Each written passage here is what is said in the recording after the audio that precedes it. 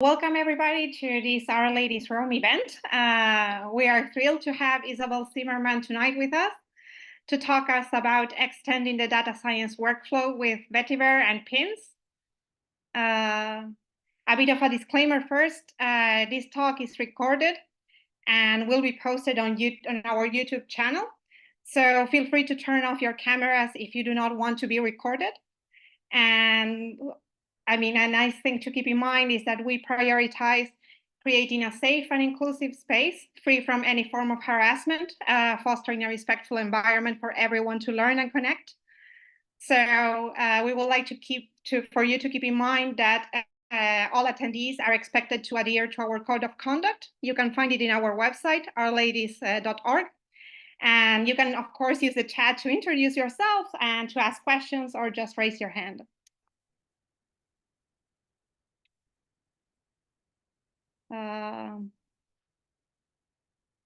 So what can you expect from this talk tonight? Basically, whether you're a beginner or an experienced data practitioner, tonight you can expect to learn about actionable strategies and tips for enhancing your data science capabilities within MLOps.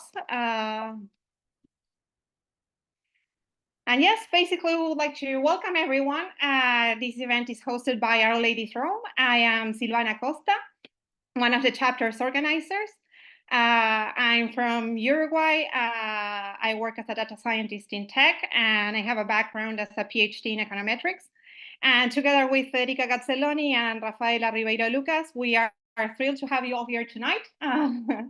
So maybe, I don't know if Federica and Rafaela, you would like to say something to introduce yourselves a little bit?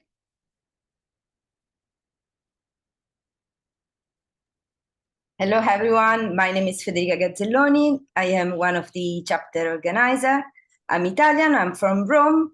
Background is statistics and actuarial science. So excited to be part of this team. Hello, everyone. My name is Rafaela. I'm from Brazil. I'm a researcher in cardiovascular disease, and I'm developing as a data scientist. And that's it. Okay. Well, and of course, we are thrilled to have Isabel Zimmerman talking to us today. And well, maybe a little bit about what is Our Ladies. Our Ladies is a global organization with the mission of promoting the R language and for empowering women at all user levels by building a collaborative global network. It is a gender diversity friendly community founded in 2012 by Gabriela de Queiroz in San Francisco. And Our Ladies is now a worldwide organization with more than 200 chapters in more than 60 countries and 4,000 events and more than 90,000 members globally. And you can learn more about us if you check our website in ourladies.org. And Our Ladies Room is a local chapter of Our Ladies Global, and our monthly meetings provide a platform to discuss current trends and hot topics in R. And we encourage active participation, of course, and engagement from all of our attendees. So we would like to hear about your suggestions and comments, and we would like to invite you to get in touch with us. Some of our past events have been in January, an introduction to Quarto with Torin White. In February, we had 2 events, building a chatbot with Shiny and R with James Wade. And the last one we had was debugging in R with Shannon Pileggi. So today in March, we have Isabel with us. And our next upcoming event is the 16th of April. And this will be for geospatial data science and public health surveillance with Paula Moraga. And then in May, we will have an evening with Hadley Wickham. And for June, we are expecting a topic in our open site with Janina Bellini. And yes, next topics will be still pending to define next talks. So now, we would like to maybe do a little bit of a Slido to know a little bit about ourselves. So you can scan this QR code or head to slido.com and type #model validation. Federica is going to take over from the Slido. So let me stop sharing my screen. Of Slido, yeah. We do this to know about you a bit more. So I launched the first pool. you already know about that a bit more. We like to know in one word, what do you expect from this talk?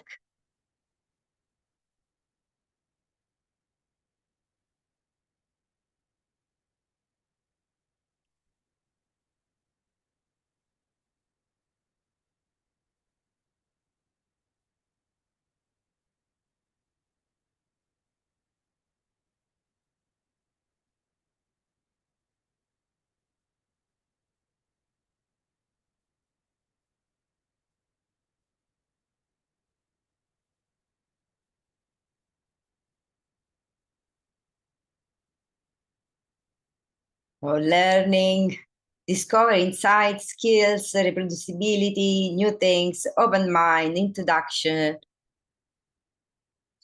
So far we have 9. If you have any issues, you can scan the code or head over slido.com. You don't need to log in, just type model validation and it leads you to this to the pool.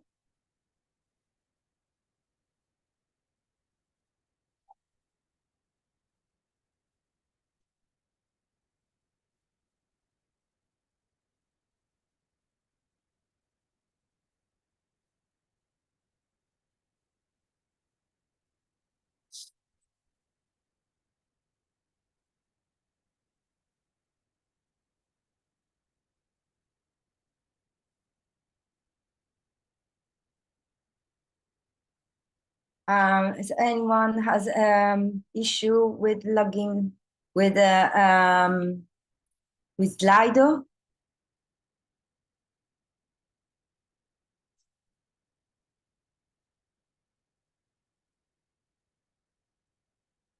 Okay, so I'll close this pool and launch the other one. So learning is the first reason. Which aspect of data science are you most interested in?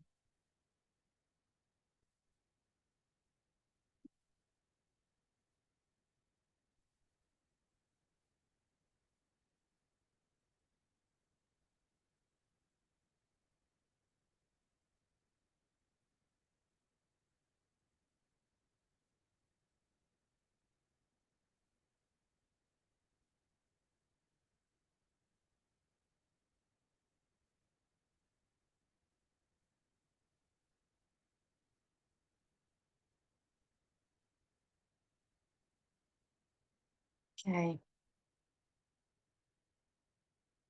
So, machine learning operations, the winner, the half of the participant.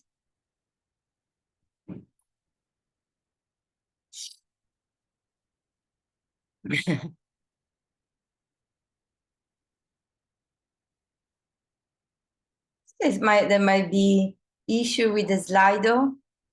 Do you like to put in the chat if you have any difficulties?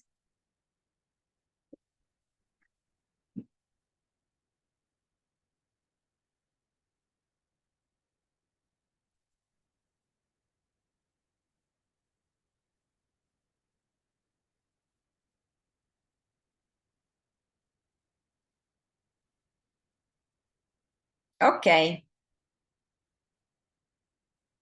Anyone else? Let's see the last one.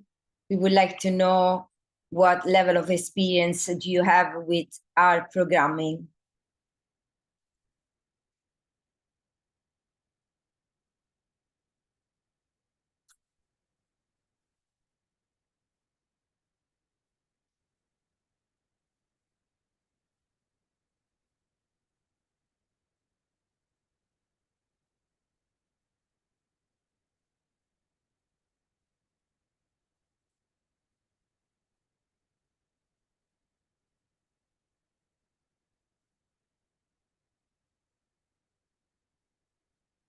Okay, so let's say not neither beginner nor experts, but so they're such as a middle level are programmers, which is good. Okay, thank you very much for your participation. And now I'll stop sharing and leave the floor to Silvana again for introducing Isabel. Thank you. Oh, nothing. I was saying that, yeah, as Federica said, now it's time to hand over the floor to Isabel Zimmerman. Please join me in welcoming her. She's a software engineer at Posit, where she works primarily on tools for MLOps tasks. And she also serves as a current editor-in-chief at PyOpenSci, where she helps facilitate open scientific software in the Python ecosystem. So without further ado, let's welcome her to talk us about extending the data science workflow with vetiver and pins. And thank you very much, Isabel, for making the time to be here with us tonight. Of course. Thank you, Enrica and Silvana and Rafaela, for having me here. Let me share my desktop. Okay. So thanks everyone for joining me on this Friday afternoon or evening or morning, depending on where you're at in the world. I hope you're as excited to learn about vetiver and pins as I am to teach it today. And vetiver and pins and this whole idea of extending the data science workflow is something that's super near and dear to my heart.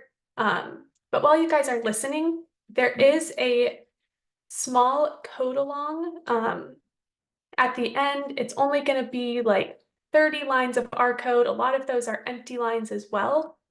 But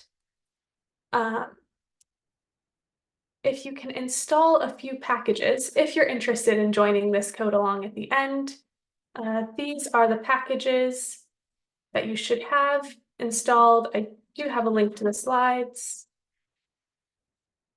That should be where we're at right now. So if you want to open up your RStudio IDE or wherever you are writing our code and have these pins installed or packages installed, should be ready to go. All right. So who am I? This is me.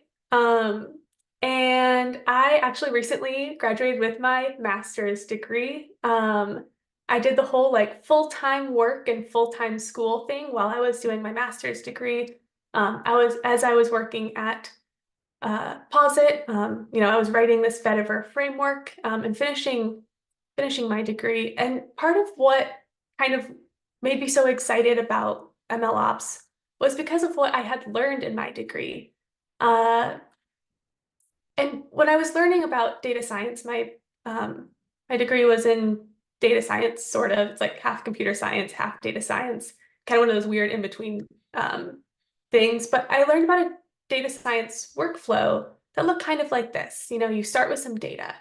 You collect it, whether that's from an API or from like CSVs or people are just handing you data. You get this data. And then you get to use some tools to understand the data. And that's things like the tidyverse or data table. If you are in the R world, I actually work in the Python space as well. So you're going to see some Python references. So I might use something like pandas or NumPy or Suba if you guys are looking ever for a dplyr-like Python package. Suba is amazing. And so you have this data, you've cleaned it, you've understood it, and then in this data science workflow, you train and evaluate some sort of model. That's using things like Caret or tidy models in R, or Keras or scikit-learn or PyTorch and Python. Some of those are in both languages. And as I was learning, all of these different data science things, I was learning about best practices in data science. And I will give you guys a warning. There is Python code on my slides. This is not to scare anyone off. I personally am a Python person primarily. The end will be in R, but I just want to show you guys that these concepts are the same in both languages, and these frameworks actually exist in both languages, so you're going to get a dose of both. So some best practices in data science are things like setting your seed for reproducibility. If you've worked in different data science worlds, this is kind of the first thing you learn to do to make sure, when you load data, it's always the same. Just good things for this reproducible data science workflow. And you also learn about best practices like splitting your data into test and training data sets. So you're not, giving your model the answers while you're training it. There's whole workbooks, whole textbooks on these best practices that we will not dive into today, but it's good to know, like, these are very well-known things. Making sure you're choosing the right feature engineering for your model, making sure you're putting these things into a pipeline if it's feature engineering that you're training. These are things that span across languages that you kind of always have to keep in mind as you are doing data science. But my first job as a data scientist before I was building software, the problems I encountered as a data scientist were different. I knew all of these best practices, but I realized, the issues I was running into is, how do you share data with your teammates? Like, are you emailing everybody CSVs or Excel files? How are you sharing models with each other? Is it on Git? Is it, again, emailing things around? And how do you get people who don't code as much to be able to engage with the things that you have created? Oftentimes this is, at the end you have a Shiny application that, your model is running in. And how do you put that model into a Shiny application? There's a lot of different problems when you're putting this whole cycle of data science together that are just kind of beyond the best practices that I had learned in school. So I learned that these practices maybe weren't enough. And I also learned that if you develop models, you can operationalize them. And so this is making sure that your models are in some sort of larger ecosystem. Maybe that's on Git, maybe that's shared with your teammates in some way, making sure that the model isn't just on your computer. So I learned that, you want to bring your model outside your computer, and you want to learn kind of the best practices of how to do that as well. And so those best practices for machine learning operations to operationalize your model are called MLOps. And so there's a lot of hype around this word that I find online. It's like, I don't even know what MLOps is. You can read all of these different startups, and you read their documentation and you don't really know what they're doing at the end of it. It's kind of stressful to get started, but here's a kind of one-liner. MLOps is a set of practices to deploy and maintain machine learning models in production reliably and efficiently. So where we had those best practices like setting a seed or splitting your training and testing data to build a model, MLOps are the same, different set of practices, but it's a set of practices to make sure that the model, when it leaves your computer, can still be reproducible and shared in a safe way with others. In my first job, when I was starting to learn about MLOps and learn how to deploy models, I was struggling because there was a set of tools that were really based on Kubernetes, and it felt like I almost had to be like a cloud expert, and then also like a DevOps expert, and like maybe kind of a systems architect, and also a data scientist. And that felt like way too much. These practices are hard. It gets models off your computer into some sort of larger system. And sometimes tools don't necessarily feel ergonomic for data scientists. It felt like these tools were not really made for people with the skill set that I had coming from a purely data science background. And that is kind of how vetiver was created. I ended up changing career paths from doing data science to building data science tools and making these MLOps tools to feel like an extension of what people are already doing. So I do work for Posit, the company was formerly known as RStudio. Vetiver is funded by Posit because I'm a developer for them. So it's no surprise that while I'm showing you Python code, and while I primarily write in Python, there's also an R version of Vetiver as well. The code actually looks almost identical, and that was on purpose, especially realizing that people sometimes might have to work in different languages or collaborate with people who are using different languages. We wanted to make tools that feel super easy to go back and forth, so it doesn't feel like you have to start from zero if you're moving between languages. So kind of the idea of Vetiver is that there's this life cycle where you collect and understand and evaluate your model, but it wants to fill in the gap of how to get this model out into the real world, making predictions from real world data in a really safe, reproducible way. So some of the tasks that Vetiver helps with, actually I'm gonna go back to this because I like this slide better, is to version your models, to deploy your models, and to monitor your models. And those are the three main tasks Vetiver focuses on. There are many other best practices that MLOps encases, but we really wanted to narrow down what, when I say we, it's me and the Vetiver team, wanted to narrow down what we thought was important for people who are just starting to deploy models, who are just trying to figure out what this world is and what it means for them.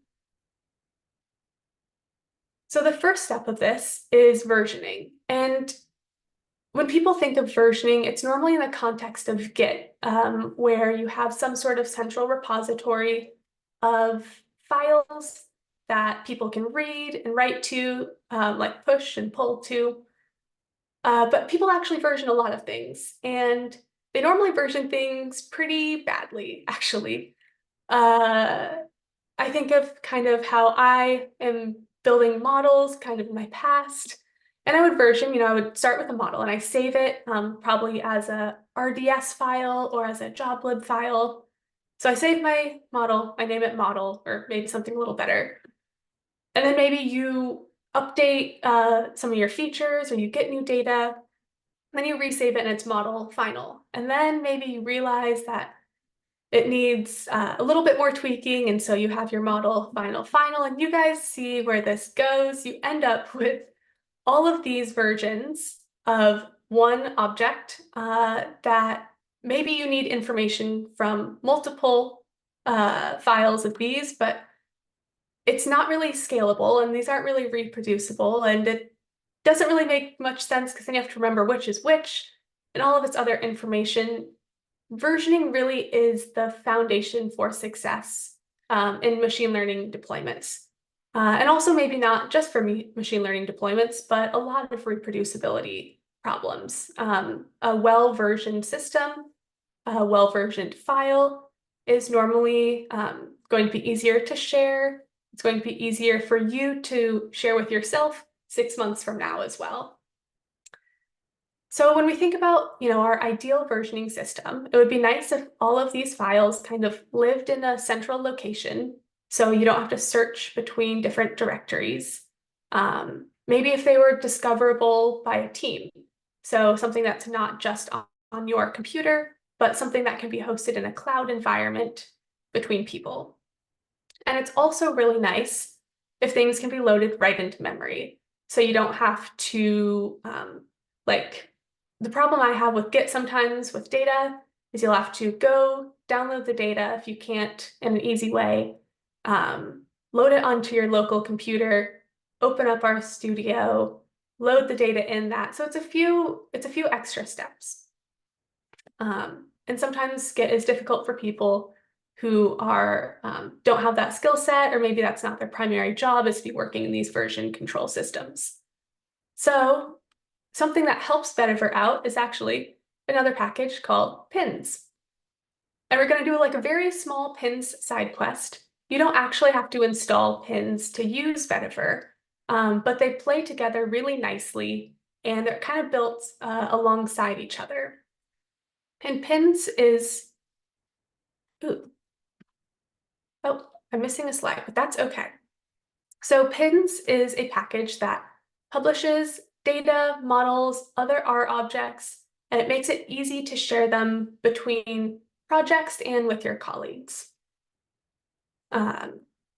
Some things that might be considered good uses for pins are like an ETL pipeline that will store a model or summarize data sets maybe once a day. Pins, though, is not meant for multiple writing things back and forth. Let me really quick. I think I updated, I don't know if you guys have ever done this. Speaking of versioning, I updated my slides locally and have not pushed them yet. So I'm going to very quickly swap so you guys can get a slightly prettier version of what these are. I'm going to open this up. Sorry, please hold.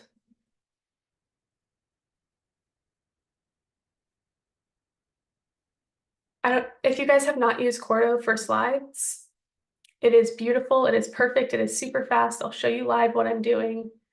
I press this button, I use VS Code. I press this one button and my slides have reloaded.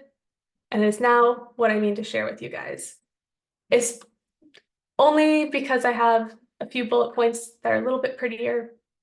And so I don't get out of sync. But I will push this so it's the exact same thing right after this. Okay. I have way too many tabs open. I don't know if other people have this problem. Okay. So it can be pinned in a variety of locations. Pins, we can pin models, but we can also pin other things like data. So if you have things as a CSV or as something in like an arrow format, you can pin actual full files. I know people who pin entire packages actually, and anything that's an RDS object, you are able to pin. So what's actually super useful about pins, this is kind of a side quest, is that it actually is meant to go across languages as well. So if you are pinning something that can be loaded in R and Python, I collaborate with my teammates all the time. I'll pin up data in R because it's a lot easier to clean data in R, and then I'll read it into Python and use that exact same data set that I have just updated in R, pull it into Python for machine learning or something like that. So it's good for pipelines where things is read and or updated. Pins is not really meant to have multiple people writing data to it at once. You can have as many people as you want reading from it, but you can't have multiple writes. That is kind of a downside of pins. One thing that we see people try to do, and that I just kind of want to get ahead of, is don't try to make like a Google form with a pin. These are just files. So if you're trying to have multiple people like update the same file at once, it might get corrupt. But if one person, or if say some sort of system is reading and writing this pin one at a time, or you want to share something for multiple people to ingest, pins is good. Please don't make a Google form out of it. I can tell you right now, I've had some horror stories from that. But what works really well is people will have like GitHub Actions running where it'll update a notebook or something like that. And pins is kind of a perfect solution for them. And pins is built to be like super easy to use. This is what it looks like in Python. In R, it's essentially just model board equals board temp. So this is what you would do if you wanted to make a board that goes directly on your computer. Pins works off this mental model where imagine you create like kind of like a pin board. I kind of have one right here on my wall where it's a collecting spot for a lot of different information. So you make a board and you pin different objects to it. For this, it'll be something that doesn't last on my computer, but it's good for like demo purposes or if you're just trying stuff out. This is a Python specific thing I won't dig into. If you're interested in what a pickle file is in Python, I'm happy to discuss. So this is the temporary board. If you want to change it to be a S3 board, it would just be board underscore S3 or board underscore Azure, whatever. So it's super easy to like switch between boards or something like that. And this is where vetiver comes in. So let's say we are in our data science workflow. We have created our model. It's called RFpipe. This is like a random forest pipeline that I created. And we're ready to deploy it. So we want to create this deployable model object called a vetiver model. And our inputs into this vetiver model are going to be the model itself that we've created. And then we're going to give it a name as well. And the things that are useful about using this vetiver model object is that it holds on to a lot of information for you. Inside this vetiver model, you're going to have things like an input data prototype. So when you created your model, you, of course, fed it some input data. And vetiver actually can like slurp that up on its own, and it knows the data that it should expect as an input. So if you have 5 columns and you accidentally put 4 when you're making a prediction, vetiver will tell you like, no, that's wrong.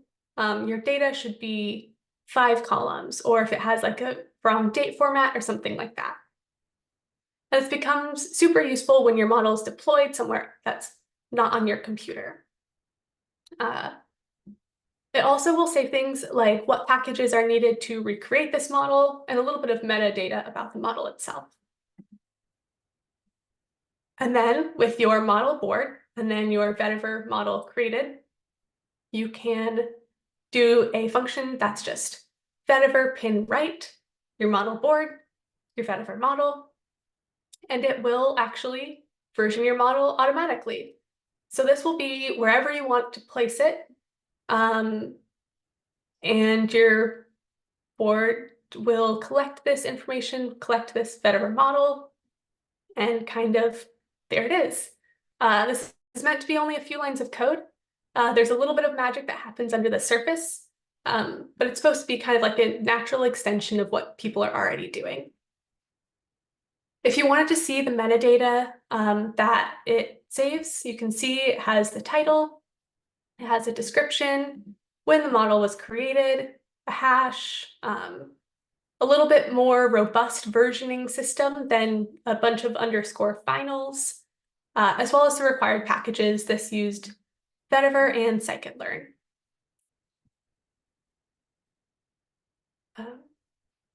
There's other things that are beyond just creating these models in vetiver. MLOps is not just about creating models that are, like in different locations. It's a lot about documenting and making sure you have good models that are well documented, that are reproducible, and can really show what you've learned when you've created this model. We believe that, when you've created the model, this is the time where you've spent all of your research, and there's no better person to write information about this model than the person who created it. So there are a few templates that you can pull up in RStudio. One of them is a model card. Actually, when you write the model itself, you'll get a little feedback that the model card is a framework for transparent, responsible reporting, and to use this Quarto framework as a place to start. And when you run this code in Python or use the template in RStudio, it gives you something that you can give your pin, and it will automatically document what it is able to automatically document. And then it kind of has fill-in-the-blank type responses for things that a machine can't do, and that is kind of knowledge that only the model developer would have.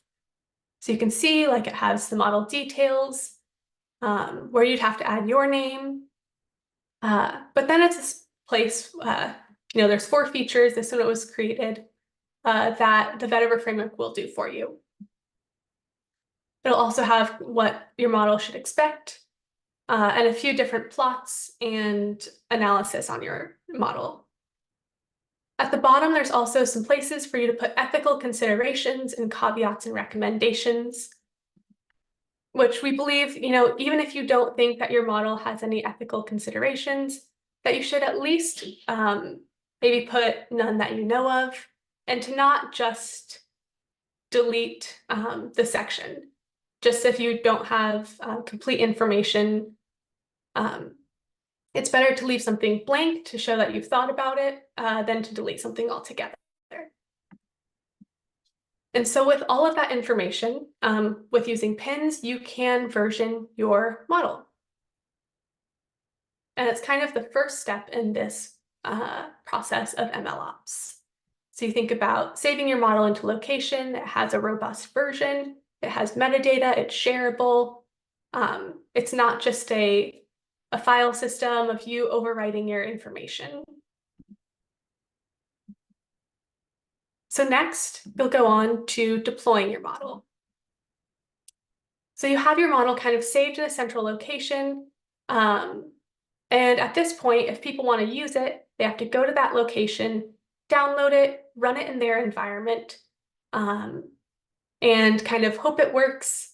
Sometimes things work better on somebody's computer. Sometimes it's difficult to reproduce exact environments. You have to make sure you have all the exact same versions of packages, versions of R. So we think kind of the ideal scenario here is maybe your model is running somewhere that people can use it without even having to download it. And that is essentially what deploying your model means. So deploying your model, you're going to be moving your model here into some place that is not your computer. It's super useful because others can use this model without having to load it. The way that we're going to create this is by using a REST API endpoint. An API is kind of I think it's application something process interface. Essentially, it is a place where people can ingest your model's information. The really nice thing about this is that it works with JSON, not necessarily R or Python, to send requests to and from your model. So it is pretty language agnostic, as long as the input data information is the same. So in Python and in R, it is pretty much one-ish lines of code to create a local API endpoint. In Python, it's putting this vetiver model v into a vetiver API and then calling run on it. In R, it is also creating a vetiver API that you're putting a vetiver model into and running it using Plumber, if you're familiar with Plumber, to make API endpoints. So this is going to give you a local API running, but of course, what we had wanted was a model that was not running on our computer. We want it to be shared somewhere else. So we have a one-liner for Posit Connect, which is like one of Posit's pro products, where if you give it the board and the pin name and the version, it'll automatically deploy it as an API endpoint. But there's also ways to do this for Docker files. So if you're working for a company that maybe is using a different cloud platform, most of them have a bring your own container ideology. So as long as you have some sort of Docker file, it will kind of automatically slurp it up. It knows how to handle these Docker files in these Docker containers. So this prepare Docker call for Python or R will create really 3 files for you.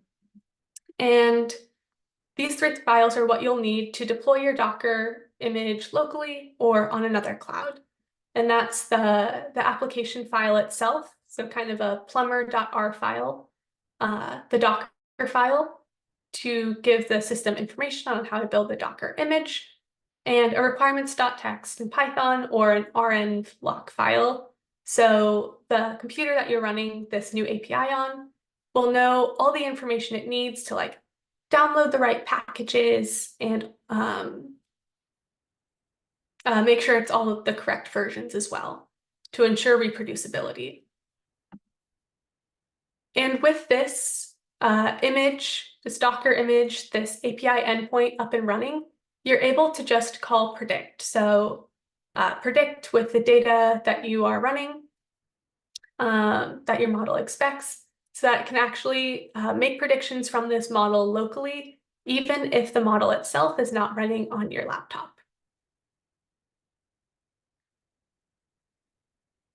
So that's what deploying a model looks like. I think kind of maybe the most famous deployed model right now would be something like ChatGPT, where you'll interact with it locally on your laptop, but the model, of course, is running somewhere else with all this information, but you don't have to be someone who knows how to run ChatGPT on your computer. All you have to do is interact with it, which I think is really showcasing the beauty of MLOps and what a deployed model should look like, and kind of how that should feel.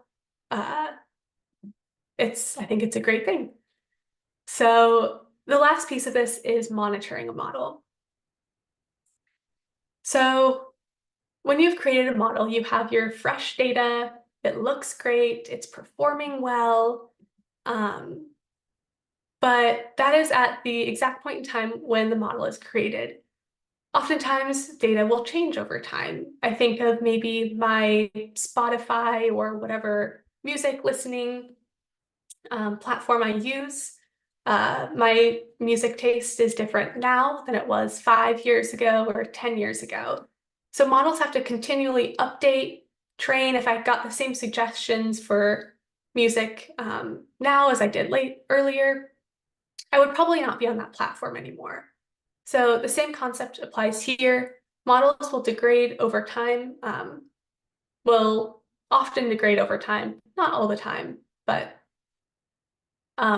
monitoring for MLOps might mean something different if you are a data scientist or if you are a systems admin. So what the vetiver framework looks like for MLOps monitoring is the statistical output of the model. So it's tracking things like maybe accuracy or R² of a model, where a systems admin or a DevOps person, when they think that they're monitoring a model, they might be thinking about like the CPU usage of a model or the runtime. So I think if you're collaborating with other teams, these are things to keep in mind, that you're clear in your expectations of what these kind of loaded terms might mean, like monitoring. In the vetiver framework, there's really 3 main functions to kind of help people on their monitoring journey. It's to compute the metrics, where you give it the data, the column that has the date, the time that you want to aggregate over. So if you want to look at how your model has performed over every 1 week or 1 year, the metrics that you're trying to compute, so things like mean absolute error, R², and then the true value of the model. So the model output and the true value. You can also do things to like pin your metrics if you want to continue this information over time, if you want to write a small script to check this as you have different information come in, and then to plot the metrics themselves. There's also another, just like the model card, there's another template in RStudio to build a monitoring dashboard if maybe your company or your team is someone who needs to monitor these models over time and wants a dashboard deployed to help look at that. So monitoring is extra important because models don't fail loudly. So if you're thinking about building a Shiny app, when things go wrong in Shiny, you kind of get that, what is it, the skull or like the sad loading screen. Things are super broken. Things are not going well. And you get this loud error and you know things are not going well. Models don't work like that. Models will fail silently and they can still run even if there's no error. Even if the accuracy is 0%, your model will still give you an output This is something we also see with ChatGPT, where it'll hallucinate. You can ask it things, it'll tell you the wrong thing very confidently. And that's where monitoring comes in, because if you aren't tracking how your model is performing, you are oblivious if your model is decaying. So it's really important, whether it's in some sort of large system or something you're doing ad hoc on your own, to do some sort of model monitoring. And that will complete our cycle. You have your model versioned as you're creating different experiments, as you're updating your model. You can deploy your model, you can monitor your model, and we can think about this kind of over a long span of time. Let's say last year I created a model and I deployed it. I have my version locally.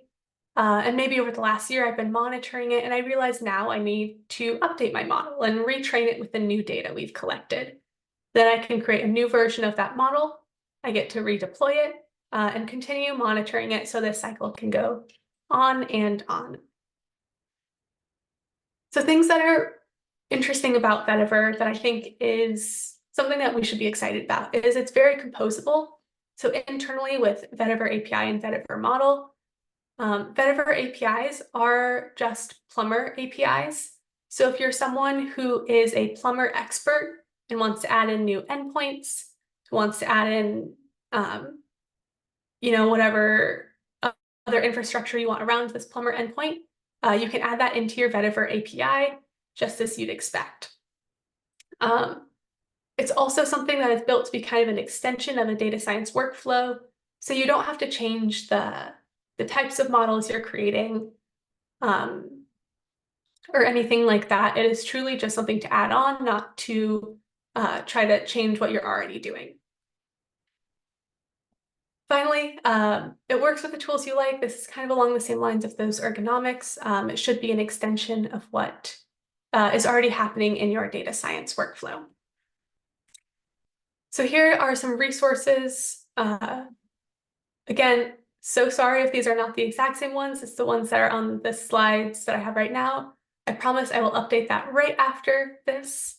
But we have a lot of resources on the vetiver.rstudio.com website.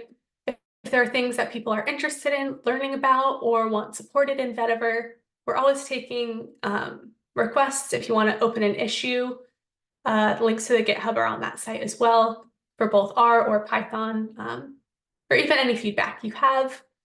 We're very welcoming. We want anyone who has thoughts or opinions on vetiver to chime in. It's an open source project to serve everyone, to really serve this community. So, like I said, I primarily write Python, but today we're going to be doing R together. So I have my RStudio pulled up.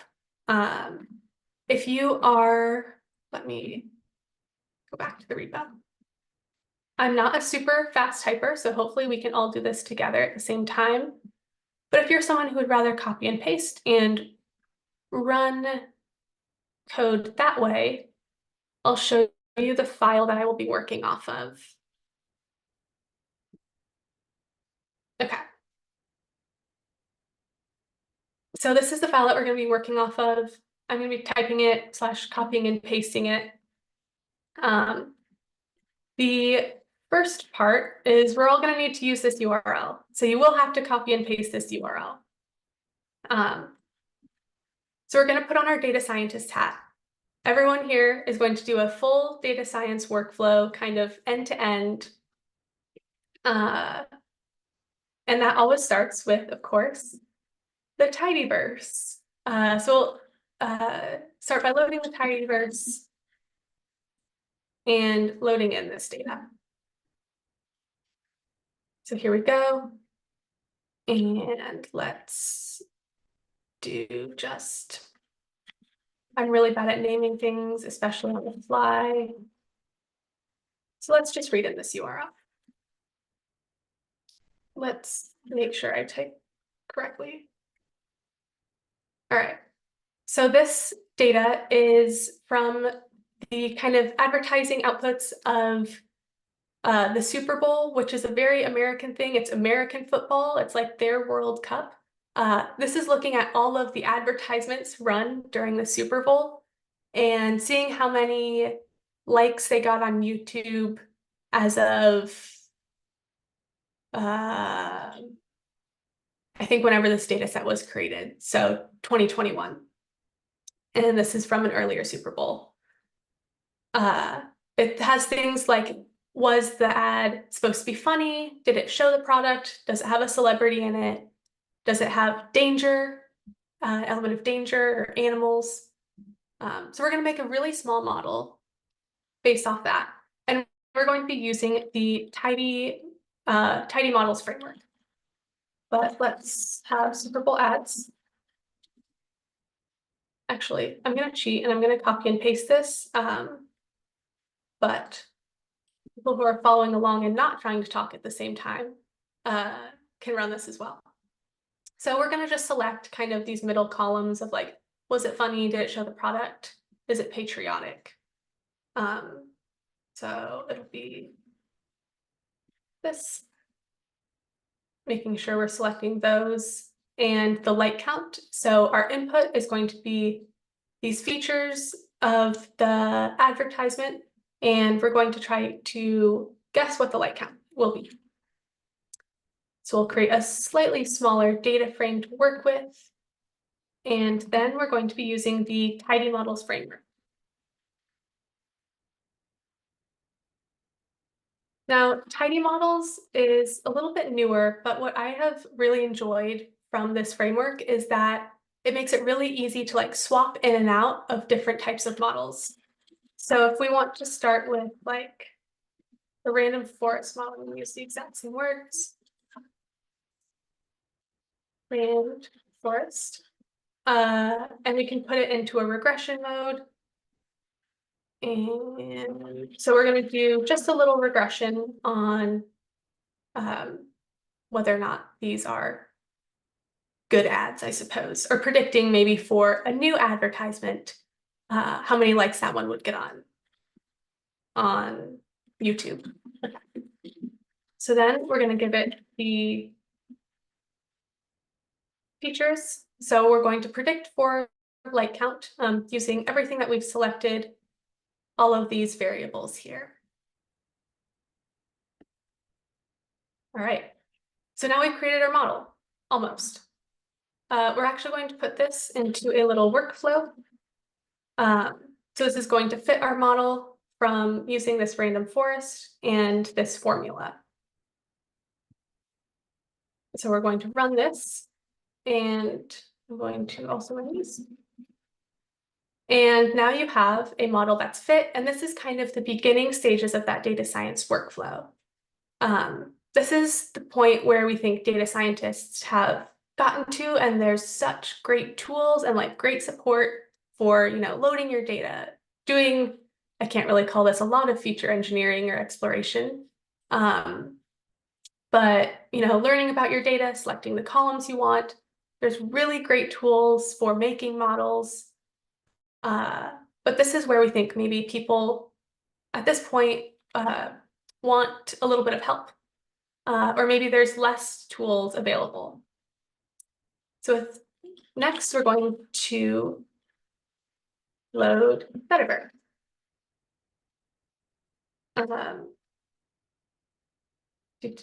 And so the first thing that we are going to do, just like we had seen in the slides, is use this vetiver model object. We're going to put in our trained model. So that's that trained random forest model, and we're going to give it a name.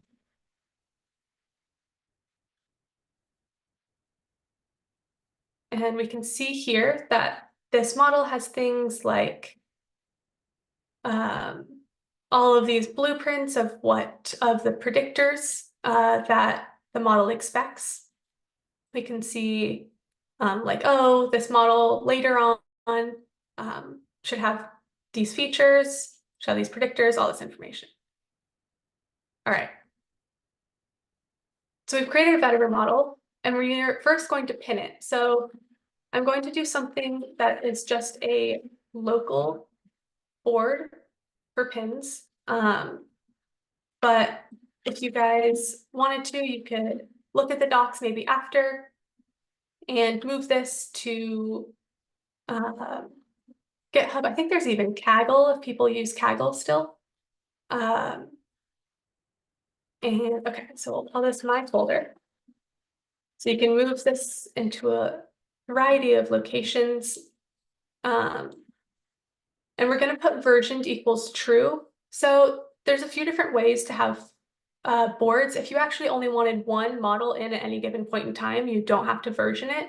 But we do for this one. So I'm going to explicitly say that I want a versioned board.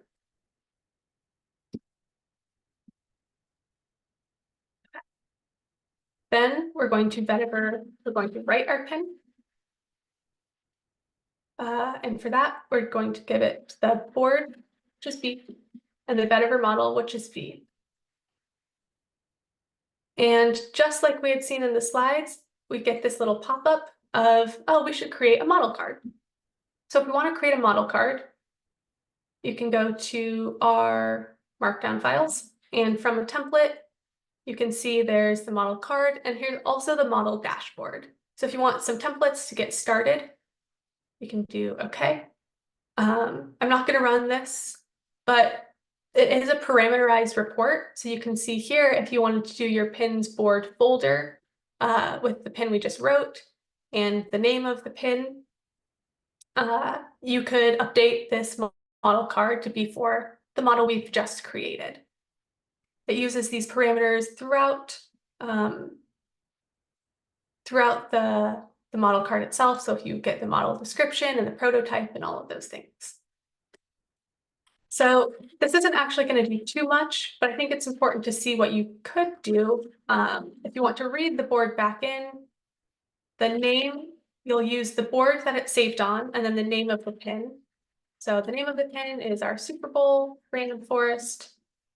And we can see here, we have a random regression model workflow of 6 figures. If you save it as like V2, we can see V1 and V and V2 are going to be the same exact thing. So we've just kind of saved it somewhere else and loaded it back in. All right, so this is kind of the more exciting pieces where we're going to have things popping up. So like I said, vetiver is built off of Plumber. So when we load this Plumber library and start a Plumber router, I still remember the keyboard shortcuts. Then for our last bit, we're going to create a vetiver API of, I'll do V2. And we'll also run it. You can see if you're working off that file, there's a port. You don't need to specify all of those things. It's mostly if you want to get different debug information. And so you'll run it, and it might take a second. Okay, there we go. This is an API that is running locally on your machine. This API endpoint comes with this automatically documented information. Of course, like we haven't really done anything too special or too exciting, and we get all of these different endpoints. So if you were to deploy this somewhere else, right now it's of course at HTTP 127.0.0.1, but you can imagine it's maybe on some other server. You can, without even downloading the model, you can see the metadata for the model. So this is the version. These are the required packages you need to run the model locally. If you wanted to get the input data prototype, so if you want to see what the input data is, if you want to see if you're like, oh, this model needs things that are funny, all these different columns.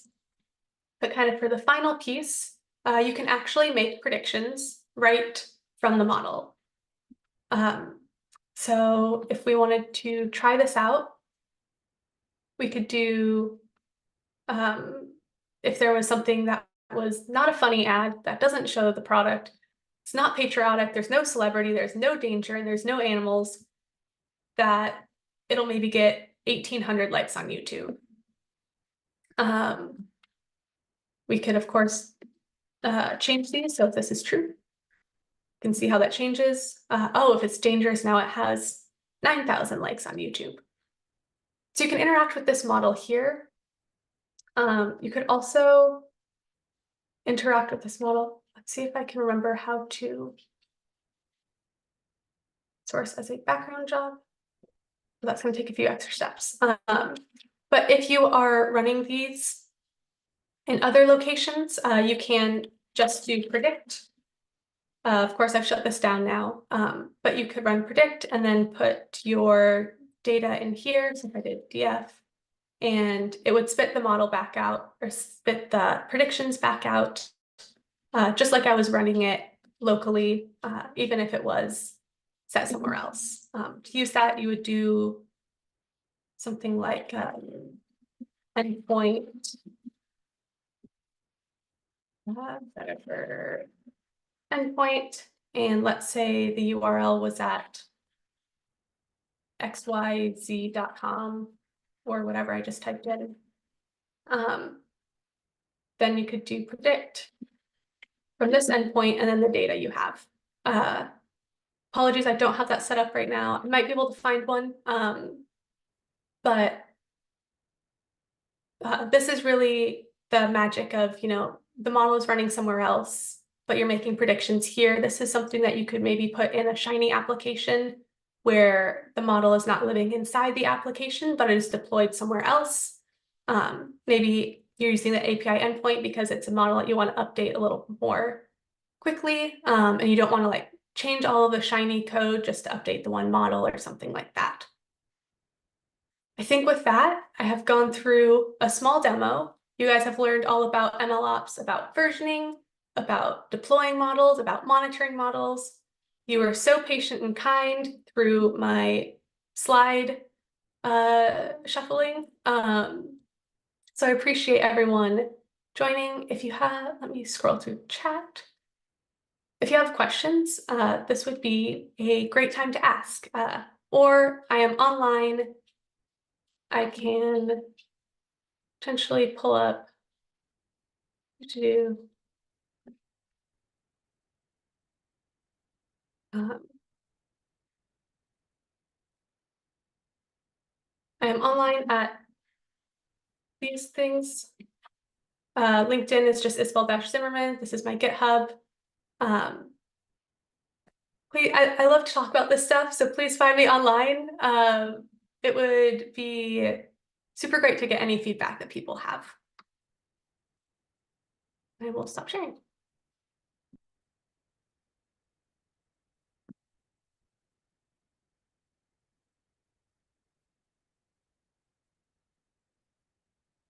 And if people don't have questions, you can enjoy your Friday night and maybe go have a glass of wine or something. Thank you very much, Isabel. That was awesome. So much appreciated the hands-on session. So the little demo was key for me, very useful. So actually, there is a whole repository if you're looking for other demos. Let me share that with you guys. Here is a whole repository of demos if you want to look at different things you can do with endpoints, if you want to look at what happens if you break your model and it's at an API endpoint, what do you see? There are lots of different things. This should be all R. There's even one about how to run a Docker file locally and everything. So lots of places to explain. How to learn how to build an API with Plumber. I think the Plumber documentation is pretty superb. I would recommend going there. Vetiver, if you go through that demo, you actually have already built an API with Plumber. So I think it's especially thinking about what do you need in an API endpoint. I think it's trying it out, it's learning it. The Vetiver documentation or the Plumber documentation are really good places to go.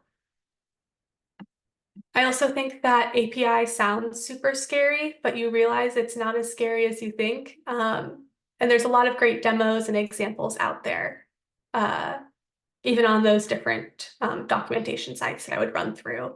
And then just learn and let your creativity go wild. Like, what if I added another endpoint here? Oh, I wish I knew how to, get this prediction and then add 5 if you want to scale your YouTube likes. You're like, oh, what if I wanted to make all of these predictions wrong? So messing it up or just playing around with it.